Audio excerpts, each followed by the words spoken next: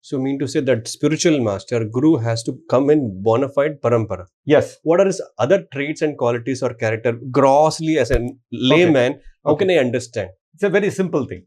Now, if you take the Guru Shishya Parampara, in which Prabhupada is there, Prabhupada is the 32nd in that line of Guru Shishya Parampara, stemming from Krishna. Who are the Gurus in our Parampara? From Krishna, Krishna gave this knowledge to Brahma. Brahma gave it to Narada Muni. Narada Muni gave it to Vyasadeva. Vyasadeva gave it to Madhvacharya. And Madhvacharya, like that, it came down. It came down to Madhavendra Puri, Ishwara Puri, Chaitanya Mahaprabhu, Shad Goswamis. Am I right? Then Vishwanatha Chakravarti Thakur. Then Jagannath Das Babaji Maharaj. In between Baladev Vidyabhushan also. Jagannath Das Babaji Maharaj. Gaur Kishore Das Babaji Maharaj. Bhakti Vinod Thakur. Bhakti Siddhanta Saraswati Thakur. When you look at all these personalities, what is the impression you get? Narada Muni, Veda Vyasa, Brahma, Chaitanya Mahaprabhu, Shad Goswamis. What personalities they are? They are not people of this world. They don't come to this world like us. They are not born like us under the control of karma. That, how are we all born? We take birth, we grow up, then we suddenly, one fine day, when our cognitive faculties have developed, we realize I am in this world. I am in this family. These are my parents. Did we choose any of these things?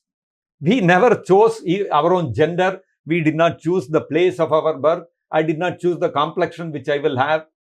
I did not choose even my height and weight. I chose nothing. I did not choose the country in which I was to be born. So we are born by the force of our past karma. These spiritual masters like Brahma, Narada Muni, are they born by the force of karma? They are not born by the force of karma. They are liberated personalities. And when they descend to this material world, they don't take birth like us. We are stuck in this material world and we keep taking birth repeatedly in different bodies. They don't take a birth. They descend. They descend from where? From the spiritual world into this material world. If I understood you properly, bona fide spiritual master coming from parampara, liberated soul. Liberated person coming from the spiritual world. Pure devotees, liberated souls in the spiritual world in Vaikuntha and Goloka Vrindavan. They don't come to this material world. They have no interest in this material world. Just like you and I, we are part of the free world. Do we have any desire that I should go and stay in the jail a few days, few years of my life, of my career I want to build in the jail? Do we think like that? We have no such desire. We have no interest. Somebody comes and calls us, let us go to the jail. We'll look at him. Kya samajh rahega apne aap ko? Right? The material world is like a jail. And the free world is the spiritual world. Why will they want to come here? But still they do come. Why do they come? They come for only two purposes, as Prabhupada has taught us. One is to participate in a specific Leela of Krishna. Just like Prahlad Maharaj descended. He came to participate in the Leela of Narasimhadev. So, we understand that one purpose of the descent of a pure devotee from the spiritual world to the material world is to participate in the Leela of Krishna. The second reason Prabhupada says is that a pure devotee descends is to re-establish Dharma. Krishna descends also for the same purpose. Either to Paritranaya Sadhuna, which means to enact his Leelas with his devotees, or to Dharma Sansthapanarthaya, to re-establish Dharma. Same with pure devotees also. Liberated personalities, they come to this material world either to re-establish Dharma or to participate in the Leelas of Krishna.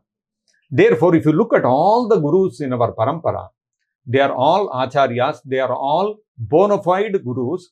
So, if you want to understand who is a bona fide Guru, simply look at these personalities. If a person is of the stature of Narada Muni, if he is of the stature of the Shad Goswamis, if he is of the stature of Vishwanatha Chakravarti Thakur, if he is the stature of Lord Brahma, then you can say he is a bona fide spiritual master. The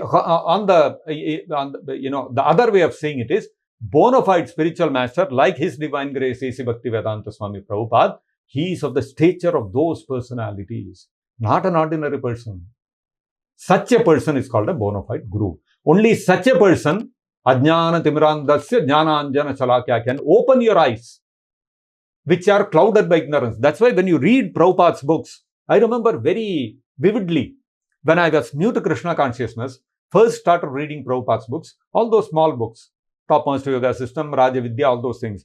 I'd keep reading. Every few pages, I'd come across something which Prabhupada says, I would feel like a truck had hit me. My God, this is the reality. Nobody ever told me this. This was right in front of my eyes. Why I could not see this? So this is the power of a bona fide spiritual master. When you read his instructions, you will feel you will be able to perceive the reality which otherwise you are blind to. Diksha is not a one-time ceremony. It is not a one-time ceremony. It is a process. Okay. So, divyam jnanam yato dadya kuryas papasya sanshayam. Diksha asti chet prokta. This diksha vidhana, it is called diksha vidhana. Vidhana means it is a process. The process of giving transcendental knowledge and destroying the past sinful reactions is called diksha. What does this mean? What does divya jnana mean? What does kuryat papasya sanshayam, destroying sinful reactions, mean? Divya jnana means to understand at the first level, I am not the body and spirit soul. Then to understand, I am an eternal servant of Krishna. Then to understand who I am in the spiritual world. What am I? I have an original Swarupa in the spiritual world as a particular associate of Krishna or Radharani. What is my name? Am I a Gopa, Gopi? What am I in the spiritual world? So that will be revealed by the spiritual master.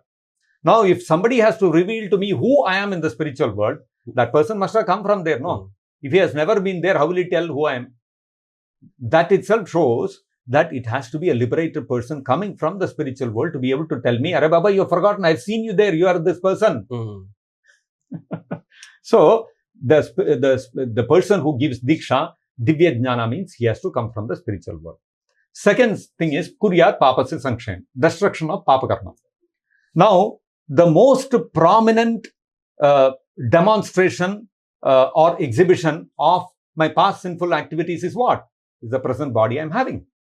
Now, this present body that I am having is a combination of Papa and Punya, both bias and sinful reactions. Now, this body is called Prarabdha Karma, the karma which has fructified.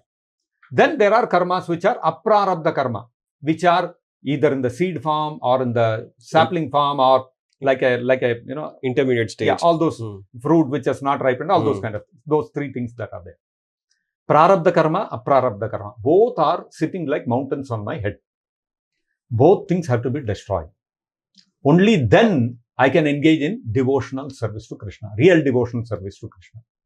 Now, if we look at ISKCON, what does Prabhupada say? Prabhupada says, when anybody comes to ISKCON, first he has to read Prabhupada's books. When he reads Prabhupada's books, what happens? He starts gaining transcendental knowledge. First thing we understand, I'm not the body, I'm spirit, soul. Divya Jnana has started. But I still don't know who I am in the spiritual world. So Divya Jnana is not over. It is an ongoing process. Slowly, more and more things are getting revealed to me. This process is going on. Simultaneously, what happens? I start chanting one mala. Then one day, at least this is what happened in my life. When I came to the stage of chanting 4 rounds, I gave up coffee and tea. I lost the taste for it. Nobody forced me. Then slowly, after a little while, I increased it to 8 rounds. Onion and garlic went out of my house, went out of my plate. Nobody forced me. It happened on its own. Then I came to 16 rounds. After a few years of chanting 16 rounds, I was inside the temple. So finished everything. So you see, gradually, as you are keeping in touch with Prabhupada, reading Prabhupada's books, following his instructions, what is happening? Slowly, Papa Karma is reducing. Your propensity to commit sinful activities is going. Shastras state there is Pataka, Atipataka, Mahapataka, different kinds of grades of sinful reactions, sinful activities. One is sinful activities, another is propensity to perform those sinful activities. So what is happening as you start following Prabhupada's instructions? The sinful activity also goes out of your life. Propensity to do the sinful activity also goes. What is happening? Papasya Sanshayam. It's happening. Now what happens is, at one point of time, we take Diksha. When we take Diksha, what it is? We say, I'll start following 4 regulative principles seriously. No meat eating, no intoxication, no gambling, no illicit sex. Right? So we start following very seriously.